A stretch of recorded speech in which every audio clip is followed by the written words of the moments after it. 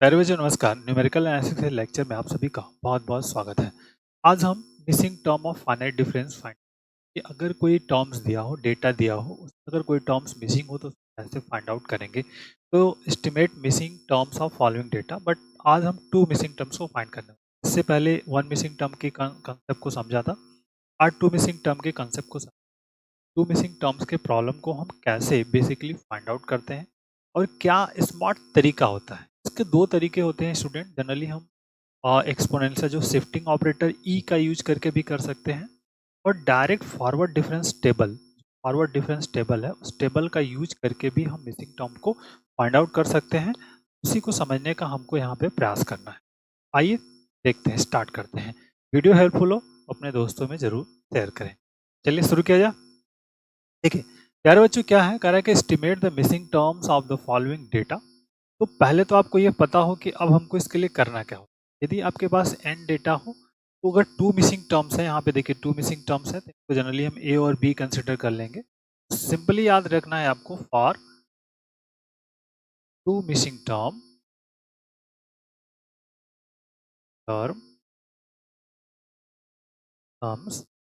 Delta power n-2 f of x equal to.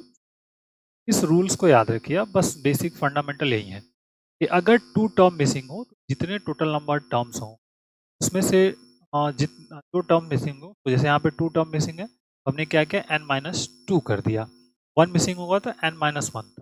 इससे ये फायदा होगा कि जो डिफरेंस टेबल हमको फॉरवर्ड डिफरेंस टेबल बनाना है, कितने नंबर तक बनाना है। 2 मिसिंग टर्म्स है तो 2 इक्वेशन बनेंगे किसी 2 कांस्टेंट वेरिएबल के कांस्टेंट के टर्म में, और उनको सॉल्व कर लेंगे एंड गेट द रिजल्ट्स। देखिए यहाँ पे हमारे पास क्या है, 2 मिसिंग टर्म। अगर 2 मिसिंग टर्म है, n की वैल्यू हमारे पास बेटा कितना है, 6 है। तो देखिए 1 2 3 4 5 6 है।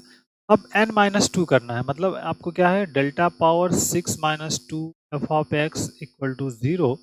We get is delta power 4 f of x equal to 0। Means delta power of 4 तक हमको फॉरवर्ड डिफरेंस टेबल क्रिएट करना है। मतलब यहाँ पे आ जाएगा डेल्टा पावर 4 ये वैल्यू। अब जैसे वैल्यूज आएगी इस पावर को हम इक्वली 0 पुट करेंगे। तो मिसिंग टर्म्स है उसको हम नॉर्मली कंसिडर कर लिया ए और बी। ठीक है, ए और बी।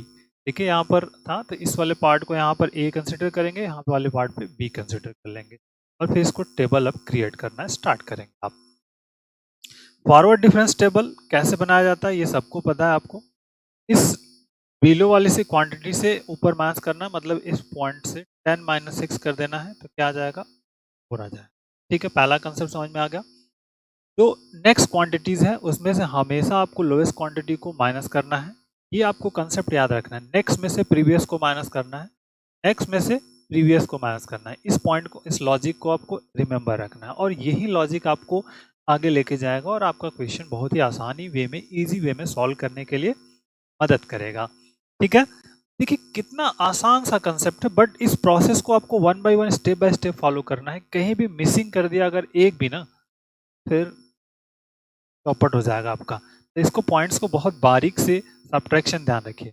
हो गया, फिर अब इसमें से इसको माइनस करेंगे तो यहाँ पे क्या आ जाएगा, a-10 आ गया। फिर यहाँ से इसको माइनस करेंगे तो क्या आ जाएगा, 17 माइनस, और फिर यहाँ से करेंगे इसको तो b माइनस, फिर यहाँ से किया तो दैट इज 31 माइनस। ये हमने क्या किया है, इनके बीच गैपिंग को रखी है। गैप रखने से हमको फायदा यही होगा। अब देखिए सेकंड में आते हैं। अब इसमें से इसको माइनस कर, तो ये आप रफ पे भी कर सकते हो। रफली वर्क हमारा यहाँ पे किया जा सकता है कि a-10 फिर -4, मतलब यहाँ पे जैसे कहें कि a-10 फिर -4, तो क्या आ जाएगा, a-14। तो यहाँ पे हमने लिखा a माइनस, अब फिर से इसमें से माइनस करना है इसको, तो 17 माइनस ए फिर माइनस ए और -10, जैसे यहाँ पे 17 माइनस ए फिर माइनस ए, और फिर जैसे माइनस करेंगे तो +10 हो जाएगा। तो देखिए 17 27 माइनस 2a क्या हो जाएगा, 7 माइनस।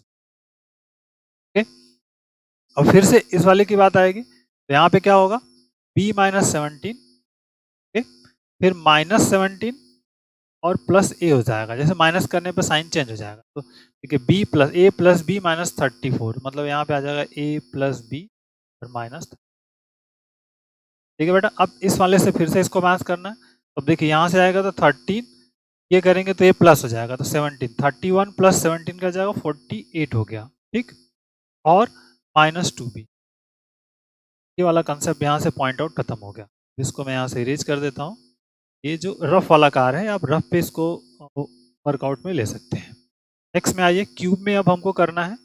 फिर से ये इसमें से माइनस होगा, तो 17, 27 और माइनस, जैसे 27 माइनस करेंगे तो क्या हो जाएगा बेटा, प्लस हो जाएगा। मतलब ये ध्यान रखिए बहुत ध्यान से, 27 माइनस 14, तो माइनस 14 किस में कन्वर्ट होगा, प्लस में। तो मतलब 27 प्लस 14 क्या हो जाएगा, 41। और जैसे ही इसको माइनस करेंगे माइनस ही हो जाएगा, तो माइनस हो गया ये 3।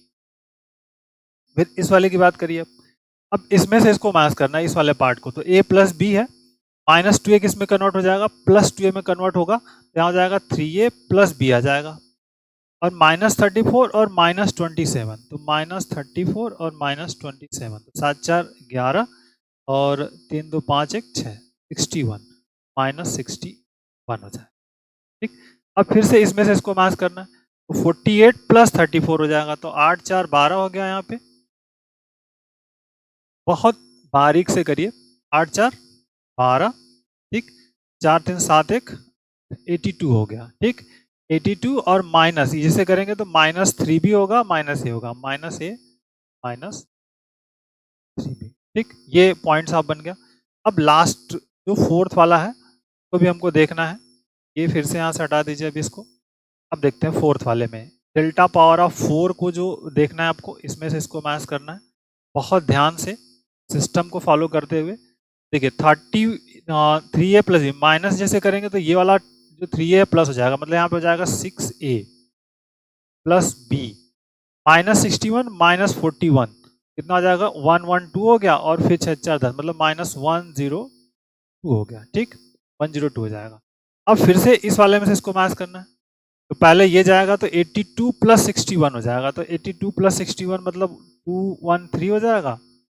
8 से 14, 143 हो गया, ठीक। अब फिर यहाँ से इसको माइनस करेंगे तो ये -3 है, माइनस बी होगा, -a है -3 है, तो -4a हो जाएगा। और -b और -3b, तो -b और -3 -4b हो जाएगा, ठीक है। बल ये पॉइंट आउट हो गया। अब देखिए ये पॉइंट आउट मिल गए, 6a प्लस बी और -102। और आपके पास रूल्स क्या कह रहा है कि डेल्टा पावर 4x की वैल्यू क्या होनी चाहिए, 0 होनी चाहिए। तो बस जो लास्ट में वैल्यू हमारे पास है ये 0 के बराबर इक्वल टू पुट कर देंगे। तो फॉर मिसिंग टर्म्स,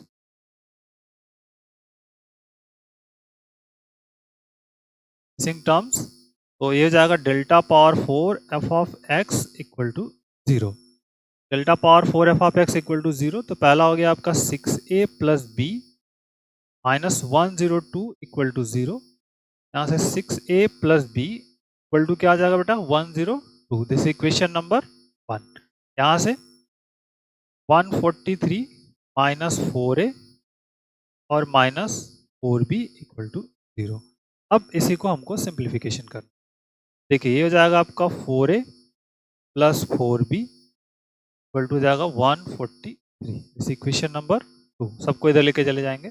अब आपको कोफिशिएंट को इक्वल कर लेना है एंड फिर आपको डिवीजन वाला कंसेप्ट यूज करना है।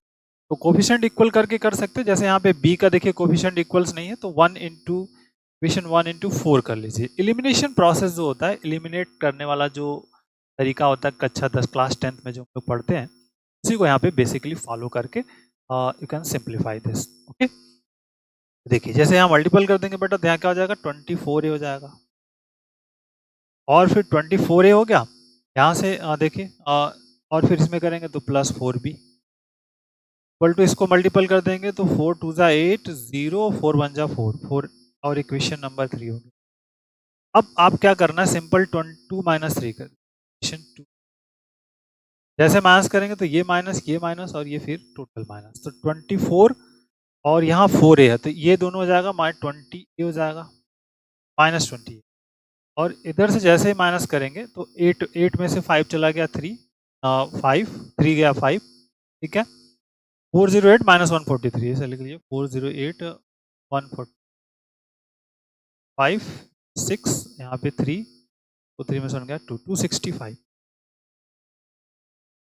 a इज इक्वल टू हो जाएगा 265 और फिर -265 divided by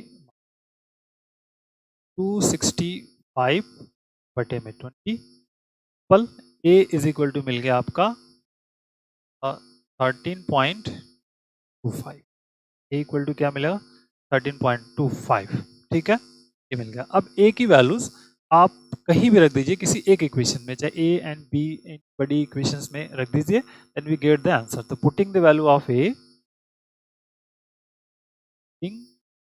the value of a in equation 1 we get what we get 4 to 13.25 a हमारे पास कहाँ पे है फर्स्ट इक्वेशन यहाँ 6 इंटू है ना 6 इंटू 4 ने 6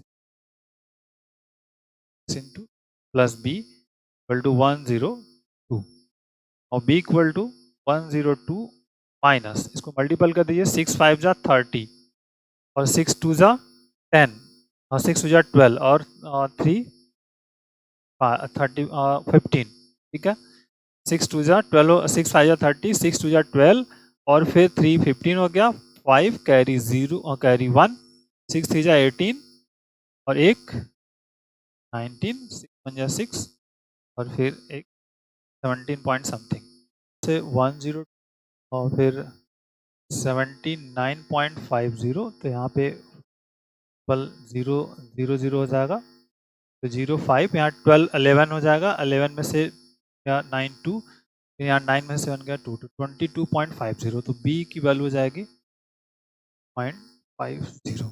ये देखिए ए और बी हमको फाइंड आउट हो गया। तो मिसिंग टर्म डेटा था ये 13.25 और 22.50 जो हमारे पास बेसिक कंसेप्ट बेस्ड प्रॉब्लम्स है। ये एक लॉजिकल कंसेप्ट है इसी तरह के पॉइंट ऑफ व्यू को इसी तरह के क्वेश्चंस को जनरली करते रहेंगे और लॉट ऑफ क्वेश्चंस करेंगे जिससे कि आपका और कंसेप्ट अच्छा हो बेहतर हो जिससे कि आप अच्छे से पॉइंट आउट को समझ सकें। Okay so thank you bye bye जय हिंद।